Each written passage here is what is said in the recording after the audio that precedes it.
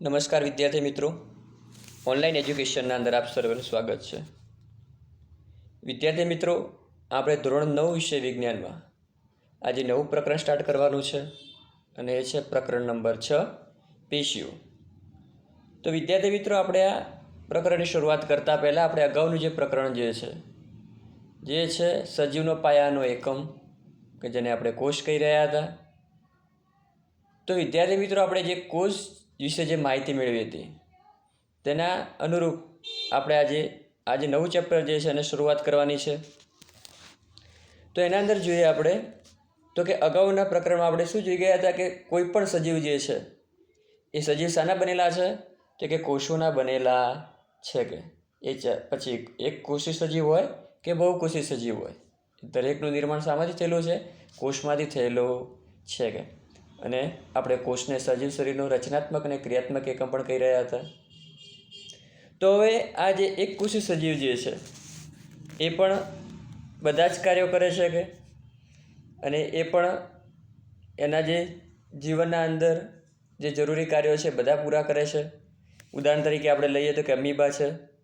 તો કે અમીબા જે છે એક જ કોષોનો બનેલો છે. કે અને એક જ કોષનો બનેલો હોવા છતાં પણ તે હલનચલન છે, ખોરાકનું અંતઃગ્રહણ છે, વાયુનો વિનિમય છે, ઉત્સર્જન જેવા કાર્યો થાય છે. કે એટલે કે અમીબા એક જ કોષનો બનેલો છે તો પણ તે હલનચલન કરી શકે છે, ખોરાકનું ગ્રહણ કરી શકે છે, વાયુ વિનિમય એટલે કે શ્વસન કરી શકે છે, ઉત્સર્જન એટલે કે નક્કામાં જે પદાર્થો જે છે એમનો નિકાલ પણ કરી શકે છે. કે બીજું છે તો કે બહુકોષી સજીવો. તો કે બહુકોષી સજીવો જે છે કે એક કરતાં વધુ કોષોના બનેલા હોય છે, કે જેના અંદર જે સજીવ જે છે બહુકોષી સજીવ કે જેના અંદર લાખો કરોડની સંખ્યામાં કોષો આવેલા હોય છે. કે તો કે એ જે બહુકોષી સજીવો જે છે કે જેમાં મોટાભાગના કાર્યો વિશિષ્ટ પ્રકારના જૂજ કાર્યો કરવા માટે જ સક્ષમ હોય છે. કે એટલે જે કોષો જે છે, મોટાભાગના કોષો એ શરીરના અંદર જે કાર્યો કરવા માટે કેવા હોય છે? સક્ષમ હોય છે. પ્રત્યેક વિશિષ્ટ કાર્ય કોષોના વિભિન્ન સમૂહ દ્વારા થાય છે. કોષોના સમૂહ વિશિષ્ટ કાર્યોને જ સચોટ રીતે પૂર્ણ કરવા સક્ષમ હોય છે. કે એટલે કે કોષો જે છે એ કોષો કેવા હોય છે? જૂથમાં હોય છે અને એ જે શું કરે છે? વિશિષ્ટ કાર્ય કરવા માટે કોષોનો જે સમૂહ હોય છે એ સમૂહ કાર્યને સચોટ રીતે પૂર્ણ કરવા માટે કેવું હોય છે? સક્ષમ હોય છે. કે એના અંદર આપણે જોઈએ તો કે માનવ. તો કે માનવમાં સ્નાયુ કોષોમાં સંકોચન અને શિથિલનના લીધે હલનચલન થાય છે. કે એટલે કે જે માનવ જે છે, મનુષ્ય જે છે કે જેના અંદર સ્નાયુ કોષો જે છે એનું સંકોચન અને શિથિલન થાય છે અને જેના કારણે તે હલનચલન કરી શકે છે. બીજું છે ચેતાકોષો સંદેશાઓનું વહન કરે છે. કે ચેતાકોષો સંદેશાનું વહન એટલે કે ધારો કે તમે કોઈ ગરમ વસ્તુને અડો છો ત્યારે તમારો મગજ સુધી સંદેશો પહોંચે છે અને ત્યાંથી પાછો તમને રિપ્લાય આવશે એટલે તમે શું કરો છો? હાથ ત્યાંથી લઈ લો છો. એટલે કે જ્યાં સંદેશાનું વહન થાય છે એ પણ ચેતાકોષો દ્વારા થાય છે અને જેના વિશે આપણે ધોરણ 10ના અંદર ડિટેલ વધારે પ્રમાણમાં માહિતી મેળવીશું તેના વિશે. ત્યારબાદ રુધિરના પ્રવાહ દ્વારા ઓક્સિજન, ખોરાક, અંતઃસ્ત્રાવો અને નક્કામાં દ્રવ્યોનું વહન થાય છે. કે એટલે કે જે રુધિર જે છે, રુધિરના પ્રવાહ દ્વારા જે રુધિરનું સર્ક્યુલેશન થાય છે શરીરના અંદર તેના દ્વારા ઓક્સિજન પહોંચાડવાનું, ખોરાક છે, અંતઃસ્ત્રાવો અને નક્કામાં દ્રવ્યો જે છે એમનું વહન કરવાનું પણ કાર્ય થાય છે. કે ત્યારબાદ બહુકોષી સજીવોના અંદર મનુષ્ય જે પ્રાણીઓ છે એના સિવાય વનસ્પતિઓનો પણ સમાવેશ થાય છે બહુકોષીમાં. તો કે વનસ્પતિઓ જે છે એ વનસ્પતિઓમાં પણ વાહક પેશીઓ દ્વારા ખોરાક અને પાણીનું વહન થાય છે. એટલે કે વનસ્પતિના અંદર એક ભાગમાંથી બીજા ભાગના અંદર ખોરાક જે છે, ખોરાકના વહન માટે અન્નવાહક પેશી હોય છે, પાણીના વહન માટે જલવાહક પેશી હોય છે, કે જેના દ્વારા જુદા જુદા વનસ્પતિના એક ભાગમાંથી બીજા ભાગના અંદર ખોરાક અને પાણીનું વહન થાય છે. કે આમ બહુકોષી સજીવો જે છે કે જે શ્રમ વિભાજન દર્શાવે છે. કે એટલે કે જે બહુકોષી સજીવો છે કે જેના અંદર શ્રમ વિભાજન એટલે કે કાર્યની વહેંચણી થયેલી હોય છે. કે શરીરમાં ચોક્કસ પ્રકારના કાર્યો કરતા કોષો મોટે ભાગે સમૂહમાં હોય છે. તેઓ હંમેશા સમૂહમાં હોય છે આ પરથી જાણી શકાય કે શરીરમાં એક નિશ્ચિત પ્રકારનું કાર્ય નિશ્ચિત સ્થાન પર કોષોના વિશિષ્ટ સમૂહ દ્વારા થાય છે અને આ કોષોના સમૂહને પેશી કહે છે કે એટલે કે સજીવ શરીર જે છે કે સજીવ શરીરના અંદર કોષો જે છે કોષોનો જે સમૂહ છે એ કોઈ એક નિશ્ચિત સ્થાને કોઈ એક નિશ્ચિત કાર્ય કરે છે કે કોષોનો જે સમૂહ છે નિશ્ચિત સ્થાન પર એક નિશ્ચિત કાર્ય કરે છે કે અને જે નિશ્ચિત કાર્ય કરવા માટે જે કોષોનો જે સમૂહ હોય છે વિશિષ્ટ સમૂહ જે છે એને શું કહેવામાં આવે છે? કોષોના સમૂહને પેશી કહેવામાં આવે છે કે આ પેશી છે એ વધારે કાર્યક્ષમતાથી કાર્ય કરવા માટે એક વિશિષ્ટ ક્રમમાં વ્યવસ્થિત રીતે ગોઠવાયેલી હોય છે કે અને બીજું છે ખાસ કે પેશી છે એના ઉદાહરણ તરીકે તો કે રુધિર, અન્નવાહક અને સ્નાયુ આ બધા પેશીના ઉદાહરણો છે કે ખાસ યાદ રાખજો પેશીના ઉદાહરણ તો કે રુધિર, અન્નવાહક અને સ્નાયુ આ બધા શાના છે? પેશીના ઉદાહરણો છે કે તો કે પેશીની વ્યાખ્યા આપણે લખવી તો શું લખી શકાય? તો કે એવા કોષોનો સમૂહ કે જે સંરચનાકીય સમાનતા ધરાવે છે તેમજ કોઈ એક કાર્ય એક સાથે એકઠા થઈને પૂર્ણ કરે છે તે સમૂહમાં ગોઠવાઈને પેશી સ્વરૂપ ધારણ કરે છે કે એટલે કે કોષોનો એવો સમૂહ કે જે શરીરમાં એક નિશ્ચિત સ્થાને એક નિશ્ચિત કાર્ય કરતો હોય તો કે એ જે સમૂહ જે છે એ સમૂહને શું કહેવામાં આવશે? કોષોના સમૂહને પેશી કહેવામાં આવે છે કે બીજું છે તો કે જે કોષો છે એ કોષો ભેગા મળીને શાની રચના કરે છે? પેશી. પેશી પછી અંગ અને અંગ પછી અંગતંત્રનો આમ ઉદ્વિકાસ પામે છે કે આ રીતે ગોઠવણી થયેલી હોય છે એમની. ત્યારબાદ એનાથી આગળ વધીએ તો કે જે આ જે પેશી જે છે એ વનસ્પતિઓ અને પ્રાણીઓમાં સમાન પ્રકારની હોય છે એટલે કે એના પછીનો જે નવો મુદ્દો જે છે એ છે શું વનસ્પતિઓ અને પ્રાણીઓ સમાન પ્રકારની પેશીઓના બનેલા છે? તો એના અંદર જોઈએ આપણે તો કે વિભિન્ન પેશીઓની સંરચનાઓ તથા તેમના કાર્યોની તુલના કરીએ. શું વનસ્પતિઓ અને પ્રાણીઓની સંરચના સમાન હોય છે? શું બંને સમાન કાર્યો કરે છે કે એટલે કે વનસ્પતિ પેશી અને પ્રાણી પેશીઓ જેમની સંરચના સમાન હોય છે અને બંનેના કાર્યો પણ શું સમાન હોય છે કે નહીં એના વિશે આપણે જોવાનું છે.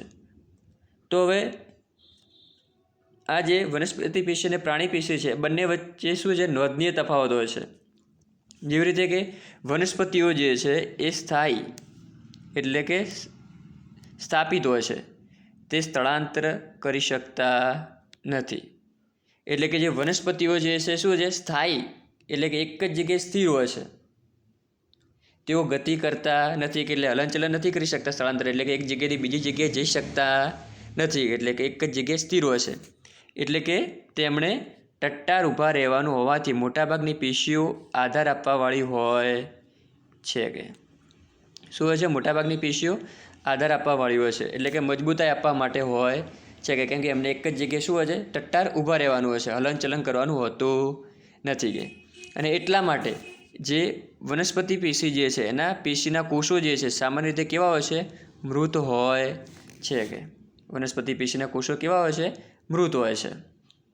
ત્યારબાદ તો કે એની સાપેક્ષ હવે જોવા જઈએ તો કે પ્રાણીઓ તો કે વનસ્પતિ હતા જે કેવા હતા? એક જ જગ્યાએ સ્થિર સ્થાયી ટટ્ટાર ઊભા રહેવાનું હતું એમને હલનચલન કરી શકતા ન હતા. પરંતુ પ્રાણીઓ જે છે આહાર છે, પ્રજનન, રહેઠાણ માટેની શોધમાં અહીં તહીં વિચરણ કરે છે કે એટલે કે એમને આહાર, રહેઠાણ વગેરે બાબતના અંદર એમને એક જગ્યાએથી બીજી જગ્યાએ સ્થળાંતર કરતા હોય છે કે બીજું છે કે પ્રાણીઓ જે છે તે એક જગ્યાએથી બીજી જગ્યાએ સ્થળાંતર કરે છે કે જે એમના જે રોજિંદા કાર્યો કરે છે કે જેમના માટે એમને ઉર્જાની જરૂર પડે છે અને એ જે ઉર્જા જે છે એ વનસ્પતિઓની સાપેક્ષે કેવી હોય છે? પ્રાણીઓના અંદર વધુ હોય છે. માટે વનસ્પતિઓ જે છે એ વનસ્પતિઓની તુલનામાં પ્રાણીઓ જે છે એ વધુ ઉર્જા વાપરે છે કે જ્યારે વનસ્પતિ જે છે એ શું કરે છે? પ્રાણીઓની તુલનામાં ઓછી ઉર્જા વાપરે છે કે બીજી વસ્તુ છે કે પ્રાણીઓના અંદર મોટાભાગની પેશી કેવી હોય છે? જીવંત હોય છે. જ્યારે વનસ્પતિના અંદર મોટાભાગની પેશીઓ કેવી હતી? મૃત હોય છે કે ક્લિયર? તો હવે એનાથી આગળ વધીએ આપણે તો કે પ્રાણીઓ અને વનસ્પતિઓ વચ્ચે વૃદ્ધિને અનુલક્ષીને એક અન્ય તફાવત પણ હોય છે કે એક બીજો પણ તફાવત છે. કયો છે? તો કે વનસ્પતિઓની વૃદ્ધિ કેટલાક પ્રદેશો કે ક્ષેત્રો સુધી સીમિત હોય રહે છે, જ્યારે પ્રાણીઓમાં આવું હોતું નથી. એટલે કે વનસ્પતિ જે છે કે જેના અંદર વૃદ્ધિ અને વિકાસ કેટલાક પ્રદેશો અને ક્ષેત્રો સુધી કેવો છે, સીમિત હોય છે, પરંતુ પ્રાણીઓમાં આવું હોતું નથી. ત્યારબાદ વનસ્પતિઓમાં કેટલીક પેશીઓ જીવંત પર્યંત વિભાજન પામતી રહે છે. આ પેશીઓ કેટલાક વિસ્તારો સુધી સીમિત હોય છે. પેશીઓની વિભાજન ક્ષમતાને આધારે વિવિધ વનસ્પતિ પેશીઓને વર્ગીકૃત કરાય છે. જેમ કે વૃદ્ધિ પામતી વર્ધમાન પેશી કે જેને વર્ધનશીલ પેશી પણ કહેવામાં આવે છે અને સ્થાયી પેશી પણ કહેવામાં આવે છે. એટલે કે વનસ્પતિઓ જે છે કે જેના અંદર અમુક ભાગના અંદર જે કોષો જે છે એ શું થાય છે, જીવન પર્યંત એટલે કે વિભાજન પામતા રહે છે, કોષોનું વિભાજન થતું રહે છે, અને કેટલાક કોષોના અંદર કોષોનું વિભાજન થતું નથી. અને જેના કારણે એ જે પેશી જે છે કે જેમને વર્ધનશીલ પેશી અને સ્થાયી પેશીના અંદર વર્ગીકૃત કરવામાં આવે છે. અને જેના વિશે આપણે અગાઉના લેક્ચરના અંદર જોઈશું એના વિશે વધારે માહિતી. બીજું છે કે પ્રાણીઓમાં કોષીય વૃદ્ધિ મોટે ભાગે એકરૂપ કે સમાન હોય છે. જેમ કે વનસ્પતિના અંદર કેટલાક કોષો વૃદ્ધિ પામતા હતા, કેટલાકના અંદર વૃદ્ધિ નહોતા પામતા, કે જેના આધારે એમનું વિભાજન થતું હતું. પરંતુ પ્રાણીઓના અંદર કોષીય વૃદ્ધિ મોટે ભાગે કેવી હોય છે, એક સમાન રૂપે થતી હોય છે. આથી પ્રાણીઓમાં વર્ધમાન અને અવર્ધમાન પ્રદેશો જેવી કોઈ સીમા રેખા હોતી નથી. કેમ તો કે એના અંદર કોષીય વૃદ્ધિ કેવી હોય છે, એક સમાન રીતે થાય છે. માટે પ્રાણીઓમાં વર્ધમાન અને અવર્ધમાન પ્રદેશો જેવી કોઈ સીમા રેખા હોતી નથી. જ્યારે વનસ્પતિ જે છે કે જે વનસ્પતિઓના અંદર કોષીય વૃદ્ધિ એક સમાન રૂપે થતી નથી, અને જેના કારણે કે તેમનો વર્ધમાન અને અવર્ધમાન પ્રદેશોની નિશ્ચિતતા વનસ્પતિઓમાં આવે છે, પરંતુ પ્રાણીઓમાં હોતી નથી. ક્લિયર? તેનાથી આગળ વધીએ તો કે જટિલ વનસ્પતિઓની સરખામણીમાં જટિલ પ્રાણીઓના અંગો અને અંગતંત્રોની રચના વધારે વિશિષ્ટ તેમજ સીમિત હોય છે. એટલે કે જે જટિલ વનસ્પતિઓની સરખામણીમાં જટિલ પ્રાણીઓ એટલે કે જટિલ પ્રાણીઓ એટલે કે જેના અંદર અંગો છે કે કોષો જે છે વિવિધ રીતે એમની રચના થયેલી હોય છે, અને જેના કારણે તે વિશિષ્ટ તેમજ સીમિત હોય છે. બીજું છે તો કે આ જે પાયાનો તફાવત છે સજીવમાં બે મહત્વપૂર્ણ સજીવ સમૂહો સૂચવે છે, અને જેમાં તે કયું છે, પહેલી તો કે જેઓ ભિન્ન જીવન પદ્ધતિઓ દર્શાવે છે. ખાસ કરીને તેઓ ખોરાક ગ્રહણ કરવાની પ્રક્રિયા તેમજ ઉપરાંત એક બાજુ વનસ્પતિમાં કે જે એક જ સ્થાને સ્થાયી છે, જ્યારે બીજી તરફ પ્રાણીઓ પ્રચલન માટે અંગતંત્રોમાં વિકાસના હેતુસર વિભિન્ન પ્રકારનું અનુકૂલન ધરાવે છે. એટલે કે જેના આધારે જે બે તફાવત જે સજીવોમાં સર્જાતા, એક કોના આધારે તો કે પહેલું છે એમની ખોરાક ગ્રહણ કરવાની પદ્ધતિના આધારે એમને અલગ તારવી શકતા હતા, અને બીજું છે કે જે વનસ્પતિ જે છે એ વનસ્પતિ જે છે જેને કોઈ પ્રકારનું પ્રચલન કરવાનું હોતું નથી. એટલે કે એ એક જ સ્થાને સ્થાયી હોય છે, ટટ્ટાર ઊભા રહેવાનું હોય છે એમને. અને જ્યારે એની સાપેક્ષે પ્રાણીઓની વાત કરીએ તો કે પ્રાણીઓ જે છે કે જેમના અંદર અંગતંત્રોના વિકાસનો હેતુસર કેમ છે તો કે એ પ્રાણીઓ જે છે કે જેમને એક જગ્યાએથી બીજી જગ્યાએ એટલે કે પ્રચલન કરવાનું હોય છે, હલનચલન કરવાનું હોય છે, એમને જીવન જીવવાના અંદર એમને મદદરૂપ થઈ શકે એટલા માટે તેઓ અનુકૂલન ધરાવે છે, અંગતંત્રોના વિકાસનું અનુકૂલન ધરાવે છે. તો કે જટિલ કે ઉચ્ચ કક્ષાના પ્રાણી અને વનસ્પતિના દેહના સંદર્ભમાં હવે આપણે પેશીઓની બાબતોએ વિસ્તૃતમાં ચર્ચા કરીશું. તો કે હવે જે આપણે જે વનસ્પતિ છે કે પ્રાણીઓ જે છે કે જેના અંદર કે જેમની સજીવ શરીરના અંદર જે જતા જુદા જુદા કાર્યો જે પેશીના અંદર થાય છે, એની જે રચનાઓ જે છે એ જુદી જુદી પેશીઓ વિશે આપણે હવે અગાઉના લેક્ચરના અંદર વાતો કરીશું, એના વિશે નવું અભ્યાસ મેળવીશું. તો વિદ્યાર્થી મિત્રો, અહીં આગળ આપણું લેક્ચર પૂર્ણ થાય છે. Thank you.